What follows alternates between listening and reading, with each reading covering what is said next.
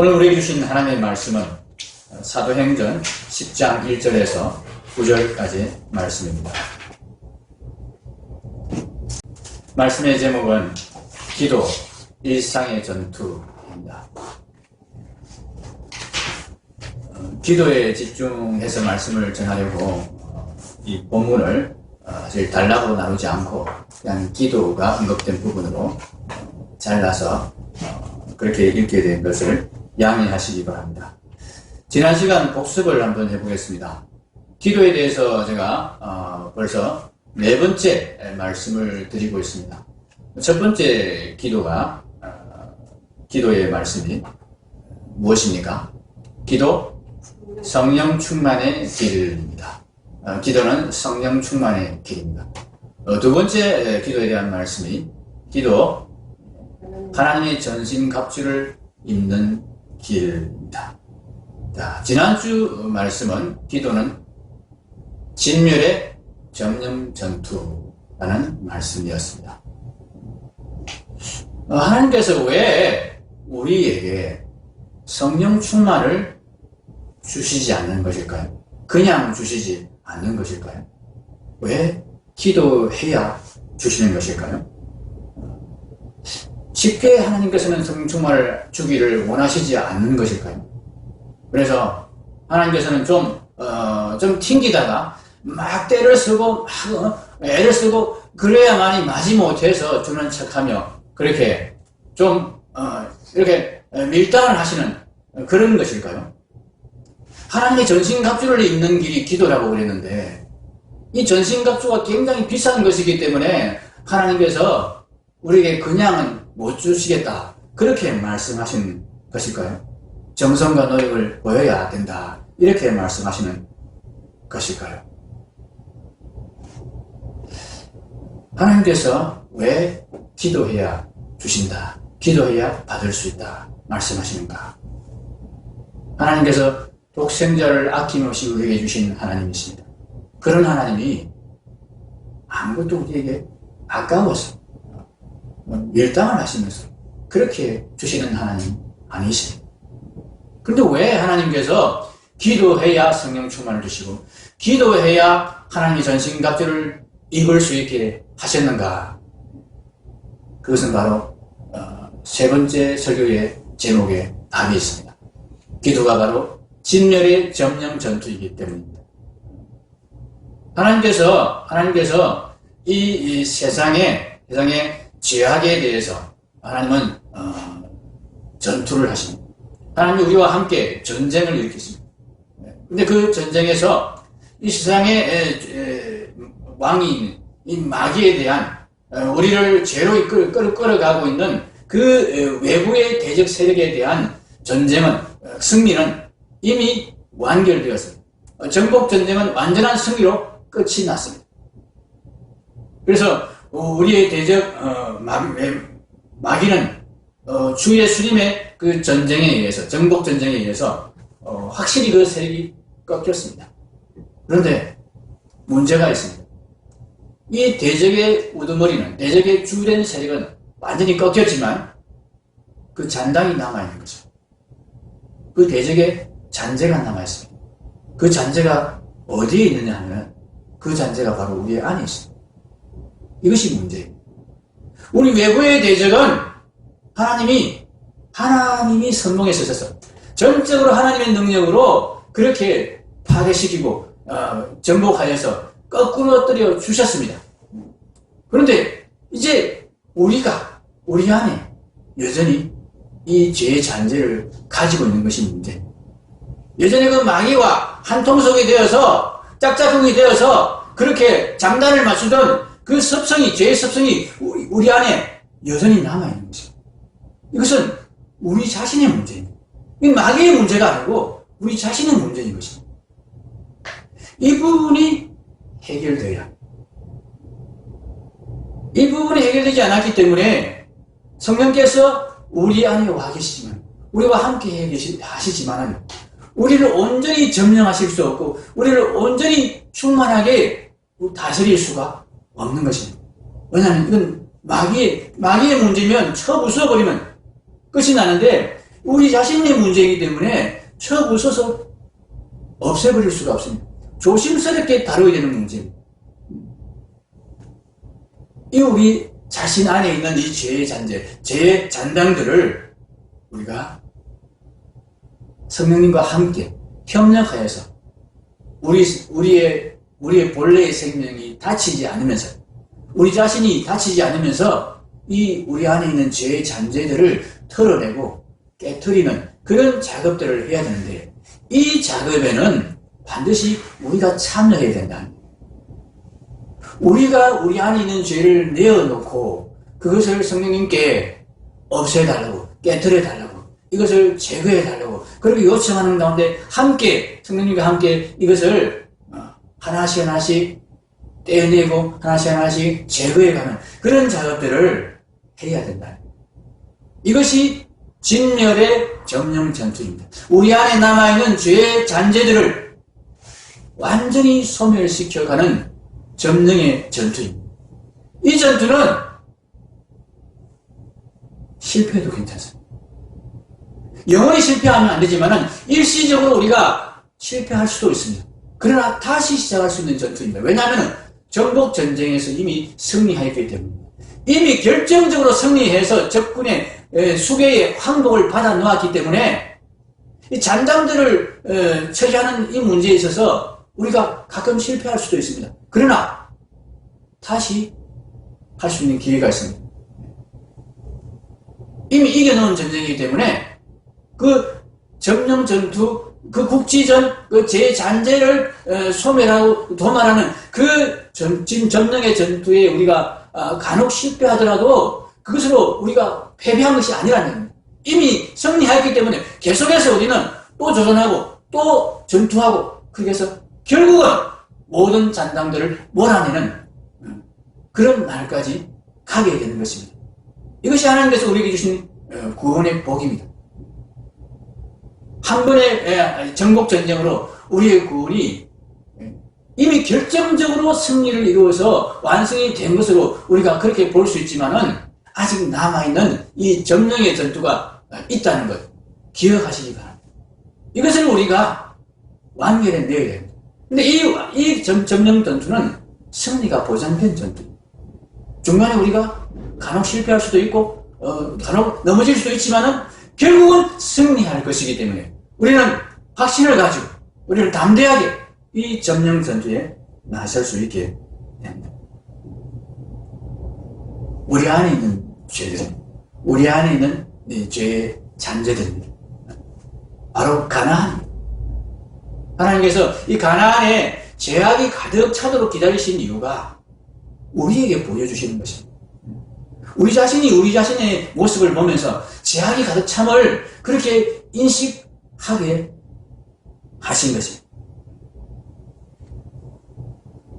이 점령 전투로서의 기도를 하나님께서 우리에게 하라고 하셨는데, 이 기도에 있어서 가장 핵심적이고 기본적인 것은 하나님 앞에 우리가 우리 안에 있는 죄를 인정하는 것입니다. 보는 것입니다. 내가 멀쩡한 사람이 아니고 내가 내 속을 들여다보니까 하나님, 아직도 내 안에 이런 죄의 잔재들이, 죄의 잔당들이 이 사탄과 옛날에 짝짝꿍이 돼가지고 그렇게 참 잘 놀았던 그 잔당들이 여전히 내 안에 남아있네요. 하나님께서 그 사탄의 세력은 박멸하셨는데 그럼에도 불구하고 이제 내가 그 죄의 잔재들을 붙들고 여전히 그곳에 머물기를 기뻐하면서 살고 있네요. 이것을 자백해야 됩니다. 이것을 인식해야 됩니다. 이것을 확인해야 됩니다. 그것을 확인할 때에 우리가 기도할 수 있는 것입니다. 기도함으로써 이것을 확인하면서 우리는 더욱더 하나님 앞에 간절히 나아가서 이 죄의 잔재를 하나님 앞에 내어놓고 이 잔재를 부수어달라고, 박멸해달라고, 깨끗하게 처리해달라고 그렇게 하나님께 우리가 울며불며 기도할 수 있는 그런 사람이 되는 것입니다. 어떻게 하면 우리 안에 죄가 여전히 남아있는 것을 확인할 수 있습니까? 하나님 앞으로 나아가야 됩니다. 하나님의 얼굴빛 앞에 나아가야 됩니다. 이것이 사실은 기도입니다. 이것으로부터 이 죄를, 우리 안에 있는 죄를 진멸하는 점령 전투가 사실상 시작되는 것입니다. 하나님 말씀에 비추어봐야 죄가 드러납니다. 제가 언젠가 그림을 보여준 적이 있죠. 회색이 검정 옆에 있으면 흰색같이 보입니다. 제가 다 기억하실 거라 생각하고 그 그림을 안 가져봤는데 기억이 안 나시는 모양이죠. 다음 시간에 한번 보여드리겠습니다. 회색을 가운데에 배치해 놓고 주위를 검정으로 뱅 둘러싸버리면 그러면 이 회색이 흰색처럼 보입니다. 그런데 똑같은 회색인데 이 회색 주위에 흰색을 다 배치해 놓으면은 이 회색이 검정색처럼 보입니다. 우리 안에 있는 죄가 죄로 드러나기 위해서는 어떻게 해야 된다는 이야기입니다. 하나님 빛 앞에 나가야 됩니다. 하나님 앞에 나가야, 하나님의 얼굴 앞에 나가야, 그 등대의 빛 앞에 나가야 거기서 우리의 죄가 드러나는 것입니다. 아, 내 안에 아직도 이런 죄악들이 여전히 꽉 차 있구나. 이것을 인식하고 죄를 자백하게 되는 것입니다. 거기에서 회개가 일어나는 것입니다. 우리는 끊임없이 회개해야 합니다. 우리가 최초로 예수님을 믿을 때 회개를 한다고 합니다. 근데 그 회개는 다른 말로 표현합니다. 회심이라고 합니다. 회심. 이 회심은 우리 일생에 단 한 번 있는 것입니다. 결정적으로 예수님을 믿기 위해서 예수님께로 방향을 돌이킨 것입니다. 이 방향을 우리가 되돌아서 세상으로 가고 그런 일은 없습니다. 그런데 예수님께로 분명히 우리가 예수님을 구주로 모시고 예수님을 주인으로 인정하는 이 고백은 변함이 없는데 그럼에도 불구하고 우리 안에 여전히 죄의 잔재들을 청산하지 못하고 이 죄의 잔재들을 우리가 미련을 두고 계속 붙들고 있는 우리의 모습이 있습니다. 이 모습이 발각되어야 됩니다. 이 모습이 폭로되어야 됩니다. 하나님의 빛 앞에 나가지 않으면, 말씀의 빛 앞에 나가지 않으면 이 죄의 모습들이 폭로가 되지 않고 이만하면 내가 예수님 잘 믿고 교회도 열심히 다니고 예배도 안 빠지고 그렇게 신앙생활 잘 하는데 괜찮지, 이렇게 착각하게 됩니다. 하나님 말씀이 그 등대의 빛 앞에 우리 앞에서 우리를 비추실 때에 우리 안에 있는 죄들이 드러나게 됩니다. 그 자리가 바로 무슨 자리죠? 기도의 자리입니다. 등대가 비추고 하나님의 얼굴에 떡이 그 등대를 통해서 우리에게 비치는 자리, 그 가운데에 엎드려서 우리는 기도하는 것입니다. 그 기도의 자리에서 우리의 죄가, 우리 안에 여전히 남아있던 그 죄의 잔재들이 계속 들춰내지는 것입니다. 그것을 보면서 우리는 하나님 앞에 기도하는 것입니다. 하나님, 이 죄의 잔재가 여전히 남아있는, 이 잔재만이라 할지라도 내 힘으로는 이것을 다 처리할 수가 없습니다. 다 이겨낼 수가 없습니다. 주 하나님, 주 성령님, 나를 도우시어서, 나를 지원하시어서 이 죄의 잔재들을 끊어내버릴 수 있도록, 꺾어버릴 수 있도록, 완전히 박살낼 수 있도록 그렇게 나를 도와주십시오. 이렇게 기도드린 것이 우리의 기도인 것입니다. 하나님께서 성령 충만을 우리에게 주시지 않는 것이 아닙니다. 하나님의 전신갑주가 아주 비싸기 때문에 하나님께서 우리에게 입혀주시지 않는 것이 아닙니다. 기도는 우리가 하나님께 뭔가를 달라고 요구하는 일이 아니고 하나님 앞에 나를 내어놓는 일입니다. 그 하나님 앞에서 내 자신의 무장을 해제하는 일이 기도입니다. 하나님 앞에 내 속에 있는 것들이 다 드러나도록 하나님의 빛을 내게 비추는 그 일이 기도입니다. 그럴 때에 우리 안에 있는 죄들이 해결되면서 하나님의 성령이 충만히 우리 가운데 거하시게 되는 것입니다. 하나님께서 전신갑주를 우리에게 입혀주실 수 있는 것입니다. 우리 안에 다른 것들로 꽉꽉 채워넣고 있으니까 성령님께서 우리 안에 들어오실 수가 없는 겁니다. 그래서 성령 충만을 못 주시는 겁니다. 우리가 엉뚱한 옷을, 다른 옷을 겹겹이 입고 있으니까 하나님께서 하나님의 전신갑주를 우리에게 입혀주실 수가 없는 것입니다. 이것을 우리가 스스로 인식하고 이 옷을 벗어버려야 되고 우리 안에 쌓여있는 그 죄 잔재들을 내버리고 털어버리는 이 일에 우리가 나아가야 하는 것입니다. 기도를 통해서 우리가 이 일을 하는 것입니다. 기도는 이렇게 나 자신의 내면의 모습을 하나님 앞에 드러내는, 내어놓는 일, 하나님 앞에 나를 폭로시키는 일입니다. 그래서 하나님께서 나의 본 모습을, 나의 정직한 모습을 드러내는 것이 기도이기 때문에 기도는 일상 가운데서 드려야 됩니다. 왜냐하면 일상 가운데서 나의 진면목이 가장 잘 드러나기 때문에. 그러면 이 자리에 우리가 앉아 있으면, 이 자리에 예배를 드리고 있으면 우리가 다 거룩한 사람으로 같지 않습니다. 우리의 진면목이 어디에서 드러납니까?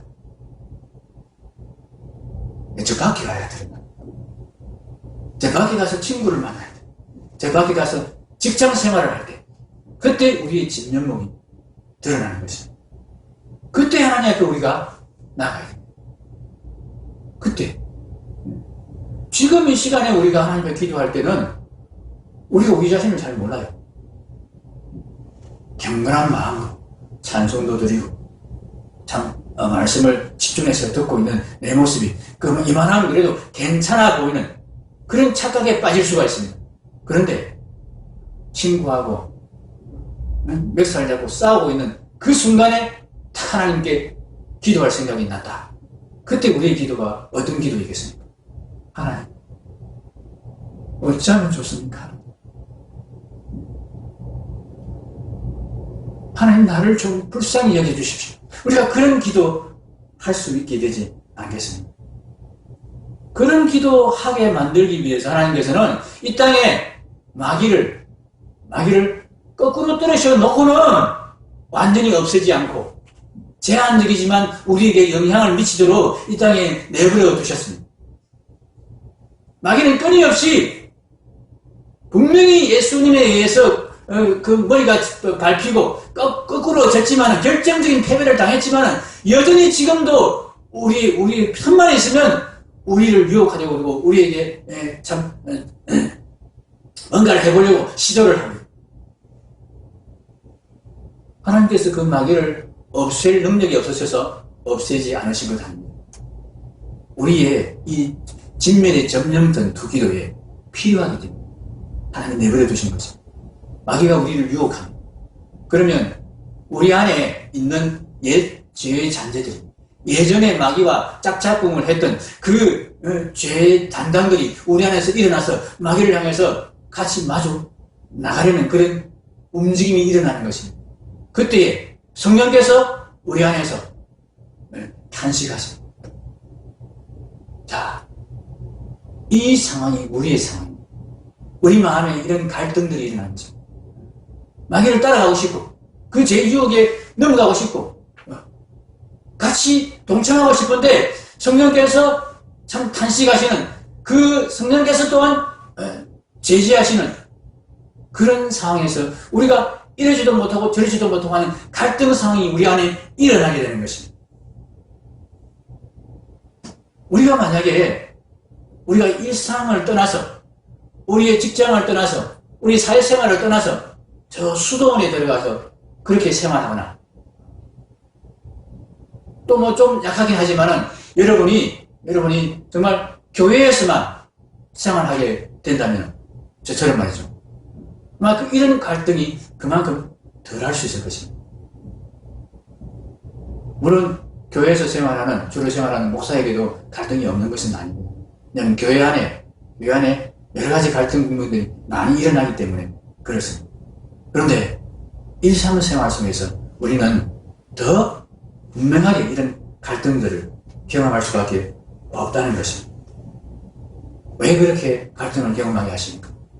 우리 안에 있는 죄의 습성들을 폭로시키기 위해서, 우리가 그것을 인식하도록 만들기 위해서, 그것을 자백하면서 하나님 앞에 나오게 만들기 위해서, 하나님 내 안에 이런 죄악들이 이런 데 들어온 것들이 여전히 남아있습니다. 하나님 어찌하면 좋습니까? 하나님이 이 부분을 좀 해결해 주십시오. 그러면서 하나님 앞에 나오게 만들기 위해서 하나님께서는 이 땅에 마귀를 여전히 놓아두신 것입니다.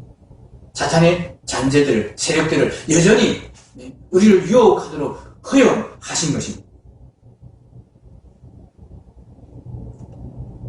미꾸라지 한 마리가 흙탕물을 일으킨다는 말이죠. 마치 그와 같습니다. 그냥 가만히 고요하게 기도만 하고 있고 예배만 드리고 있으면 우리 안에 맑은 물만 있는 줄 착각합니다. 근데 하나님께서 미꾸라지 한 마리를 집어넣어서 확 흙탕물을 일으킵니다.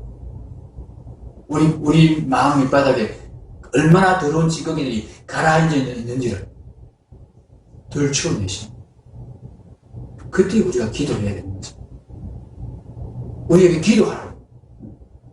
이 문제 해결을 위해서 하나님 앞에 나와서 매어 달리라고 그렇게 하시는 것입니다. 우리는 산속에 들어가서 살면 안 됩니다. 우리는 수도원에서 살도록 부름받은 사람들이 아닙니다.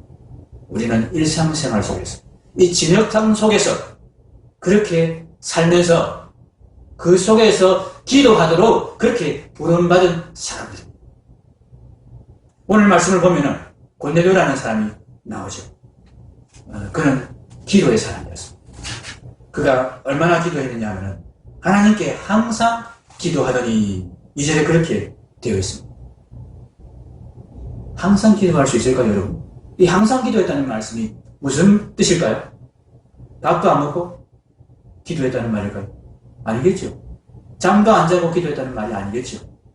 일도 안 하고 기도했다는 말이 아니겠죠. 이 고넬료는 이달리아 부대의 백부장이었습니다. 이달리아 부대라 하면 이 가이사랴는 유대 땅에 속한 그 도시인데 유대 땅에서 로마가 유대를 식민지로 만들면서 유대의 행정 수도로 삼은 곳이 가이사랴입니다. 원래 예루살렘이 수도였지만은 로마 식민지가 되면서 식민지 수도로는 가이사랴를 택했다는 이야기입니다. 그만큼 이 가이사랴에는 이 유대 땅을 지배하기 위해서 많은 로마의 병사나 관리들이 와 있었고 이방인들이 많이 와 있었던 곳입니다. 그곳에 이탈리아 본토 출신의 정예병들을 이끄는 백부장인 고넬료가 와 있었습니다. 그러나 생각해 보십시오. 고넬료의 위서가 비록 백부장이지만 이탈리아 본토 출신이라는 점에서 상당하지 않았겠습니까? 그가 아주 중요한 일들을 맡아서 행하고 있었을 것입니다. 그래서 이 고넬료가 한간 그런 사람이 아니었을 것입니다. 많은 사람들을 만나야 했고 중요한 일들을 처리해야 하는 그런 입장에 있는 사람입니다. 그런 그가 항상 기도했다. 바쁜 사람이었어요. 바빠서 기도 못한다.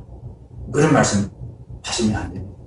이 고넬료는 바쁜 중에도 중요한 일을 맡은 중에도 항상 기도했다고 하였습니다.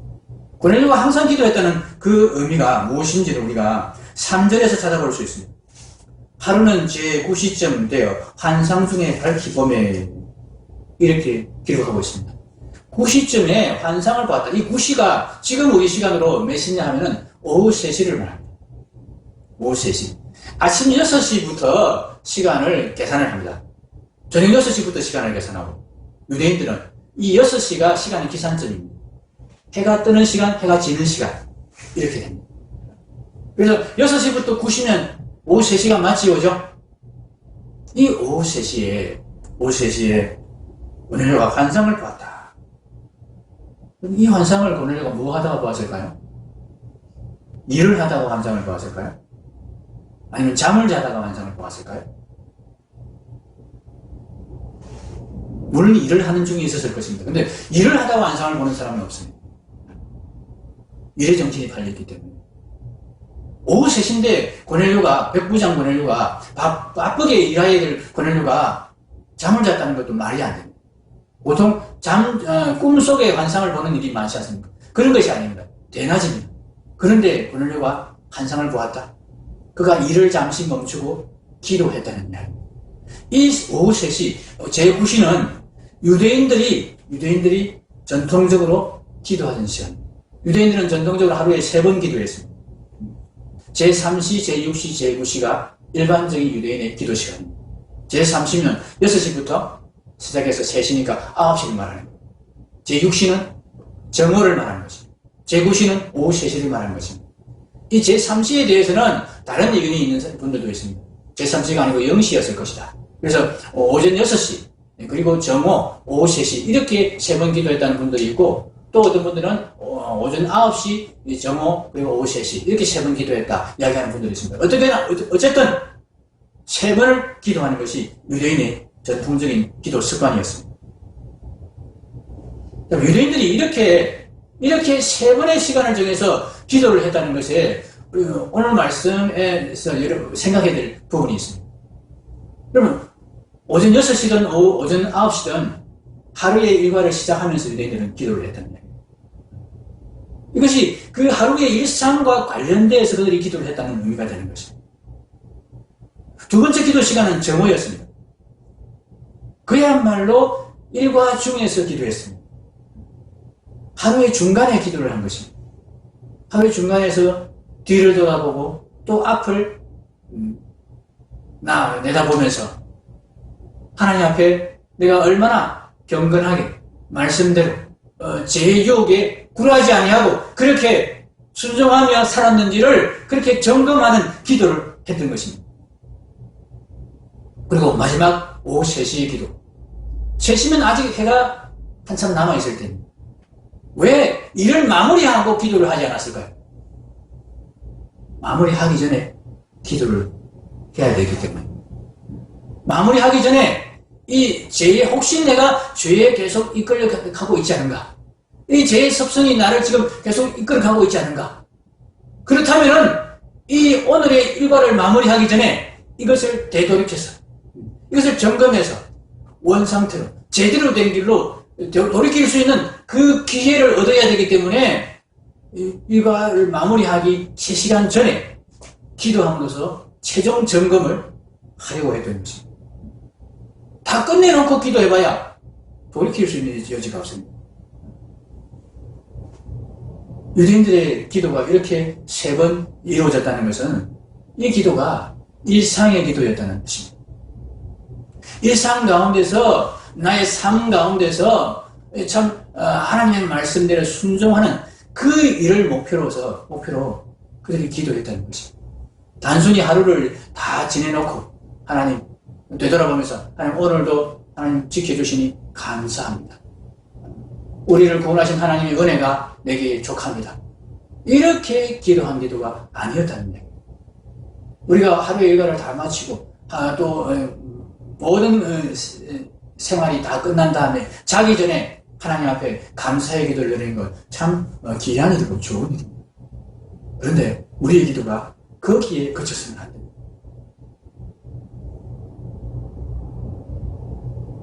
하루 일과를 다 끝내놓고 기도를 할 때는 우리가 우리 안에 있는 죄를 발견하지 못하게 될 때가 참 많습니다. 근데 마음이 이제 다 차분히 가라앉은 때입니다.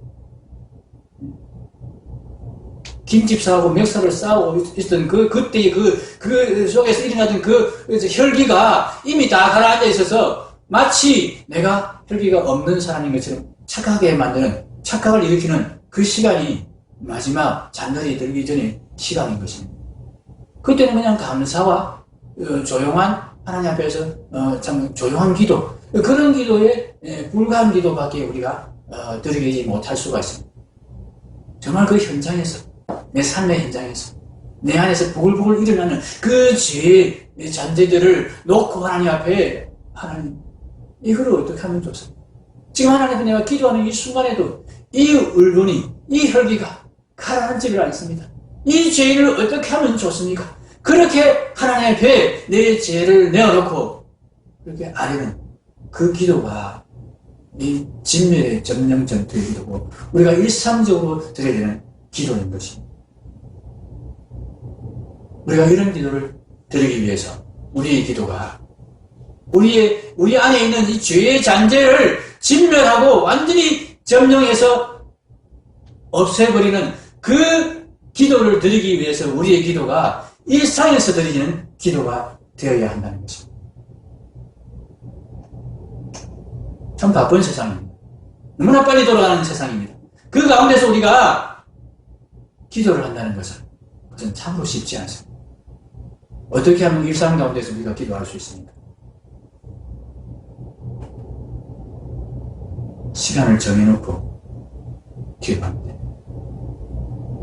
정시 기도를 하면 우리가 일상 중에서도 기도할 수 있습니다. 일상 중에서 내가 결정을 하는 것입니다. 결심을 하는 것입니다. 이 시간에는 내가 10분을 최소한 내어서 아무리 바쁜 일이 있더라도 일단 그 일을 멈추고 이 시간에 내가 10분 기도하고 다시 일을 계속 하리라 마음에 정하는 것입니다. 그리고 그것을 계속 실천하는 것입니다. 그것이 우리의 일상 속에 들어가도록 일상이 일과표가 되도록 만드는 것입니다. 우리가 일상 가운데서 기도하지 않으면 우리 안에 있는 죄의 습성들을 우리가 명확하게 인식하지 못하고 분명하게 고백하지 못하게 될 가능성이 많습니다. 그래서 우리가 이 일상의 기도를 반드시 해야 됩니다. 그래야 우리 안에 있는 죄가 하나하나씩 끊어지고 떨어져 나가고 해결됩니다. 이 일상의 기도를 하지 않으면 조금 나아지는 것 같은데 예배에 참석하고 좀 기도하는 시간에는 조금 괜찮아진 것 같은데 일상으로 돌아가면 여전히 똑같아져 버린 나의 모습을 발견할 수밖에 없습니다. 그 일상의 현장에서 바로 그 문제를 내어놓고 하나님 앞에 울면서 이것을 해결해 주십시오. 이것을 깨트려 주십시오. 그렇게 직접 대시에 나가야 됩니다. 그럴 때에 우리 안에 있는 죄의 잔재들이, 죄의 잔당들이 하나씩 깨져나가고 항복을 하게 되는 그런 일들이 일어나게 되는 것입니다. 그 일에 성령님이 도우시고 하나님이 도우신다고. 그것을 네가 내게 기도하라. 그것을 내게 구하라. 네 안에 있는 죄의 문제를 내 앞에 내어놓고 정말 정직하게 직면하면서 하나님 내가 이것밖에 안 됩니다. 어떻게 하면 좋습니까? 하나님 도와주십시오. 그렇게 기도하라. 그럴 때 내가 그 문제를 해결해 주겠다. 말씀을 하신 것입니다. 사도들도 이렇게 기도했습니다.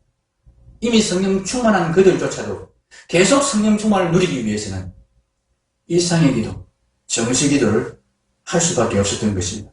오늘 말씀의 본문의 9절에 이런 말씀이 나오죠. 이튿날 그들이 길을 가다가 그 성에 가까이 갔을 그때 베드로가 기도하려고 지붕에 올라가니 그 시각은 제6시더라. 베드로가 제3시나 0시에 기도를 했는지는 정확히 모르겠습니다만 베드로와 요한은 3장 1절에 보면은 제9시 기도 시간에 기도하러 성전에 올라가다가 나면서부터 걷지 못하는 자를 만나서 그를 걷게 하는 그런 기록이 나옵니다. 베드로 요한은 9시에 기도했다. 또 6시에도 기도 시간을 정해놓고 기도했다는 것입니다.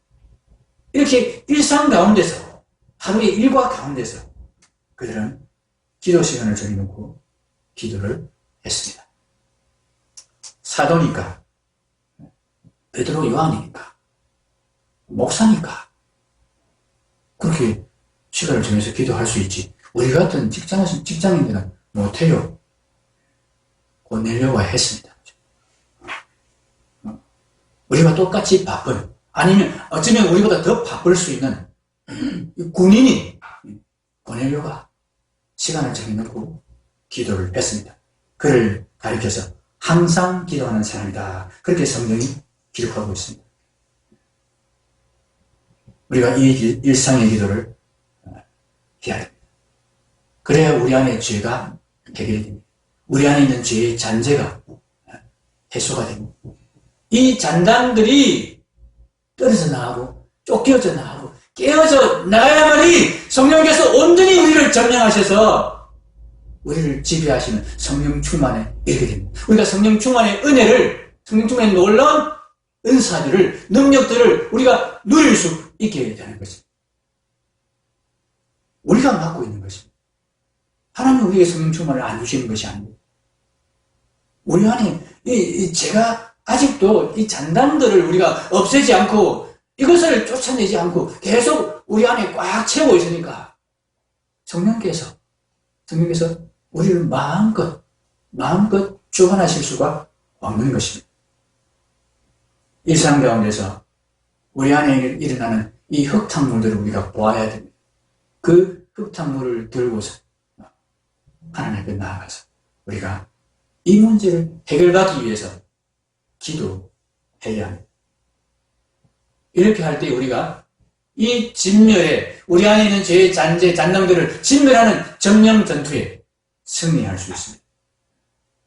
이 전투는 하나님께서 너무나 고맙게도 한 번 실패했다고 해서 한 번 패배했다고 해서 우리가 패배한 것으로 끝나지 않은 전투입니다. 마치 연습과 같은 훈련과 같은 전투입니다. 얼마든지 우리가 다시 도전할 수 있게 하나님이 해주셨습니다. 그리고 실패해도 괜찮습니다. 성공할 때까지 완전히 승리할 때까지 하나님이 계속해서 우리가 도전할 수 있도록 적군의 대장을 딱 막아놓고 우리가 완전히 KO 당할 것 같으면 멈춰! 잠시 쉬자. 하나님 그렇게 만드십니다. 그래서 우리가 다시 힘을 회복해서 또다시 도전하게 만드시고 또다시 도전하게 만드셔서 승리하게 만드시는 것입니다. 그리고 우리는 안심하고 이 점령 전투에 도전을 해야 됩니다. 하나님께서 우리에게 구원의 의미를 되새기게 해주는 특별한 단어들을 알려주셨습니다. 히브리어의 특별한 단어들이 이런 단어들이 있습니다. 야라시라는 첫 번째 야라시라는 단어입니다. 이 야라시라는 단어는 몰아내다라는 단어의 뜻이 있고 동시에 차지하다는 뜻이 있습니다. 또 탐함이라는 단어를 주셨습니다. 이 단어는 파괴하다, 중단하다는 뜻이 있습니다. 그런데 완전히 반대의 뜻이 또 있습니다. 완성하다, 끝마치다. 완전히 반대의 뜻이죠. 세 번째 단어를 보십시오. 하람이라는 단어입니다. 진멸하다, 온전히 바치다.